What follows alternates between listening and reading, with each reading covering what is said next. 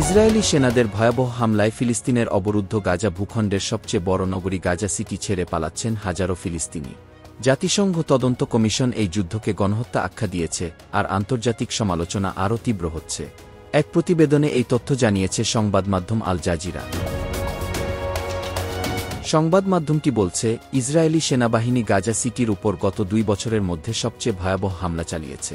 বোমা ও গুলিবর্ষণের মধ্যে হাজারো মানুষ শহর ছেড়ে পালাচ্ছেন, অনেকেই আশঙ্কা করছেন হয়তো আর কখনো ফিরে যেতে পারবেন না। জাতিসংঘ মহাসচিব এ হামলাকে ভয়ঙ্কর হিসেবে আখ্যা দিয়েছেন। ইসরায়েলের প্রতিরক্ষামন্ত্রী ইসরায়েল কাটজ এক্সে লিখেছেন, গাজা জ্বলছে। ইতোমধ্যে আসবাবপত্র বোঝাই ভ্যান, গাধার গাড়ি আর হাতে সামান্য মালপত্র নিয়ে চারপাশে ধ্বংসস্তূপ আর কালো ধোঁয়ার ভেতর দিয়ে মানুষজন উপকূলীয় আল রাশিদ সড়ক ধরে দক্ষিণে ছুটছেন। প্রথম দিকে অনেকেই ইসরায়েলের দখল পরিকল্পনার মুখেও থেকে যাওয়ার শপথ নিয়েছিলেন, কিন্তু বহুতল ভবন, বাড়িঘর আর অবকাঠামো গুড়িয়ে দেওয়ার মতো তীব্র বোমাবর্ষণ শুরু হওয়ায় যাদের সামর্থ্য আছে তারা দক্ষিণে পালিয়ে যাচ্ছেন, তবে সেখানেও নিরাপদ আশ্রয়ের নিশ্চয়তা নেই।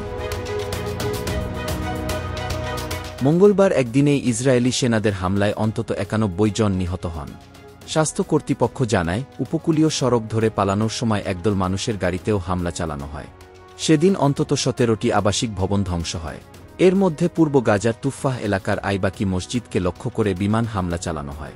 একই সঙ্গে উত্তরে, দক্ষিণে ও পূর্বে বিস্ফোরক বোঝাই রোবট দিয়ে ধ্বংস চালায় সেনারা।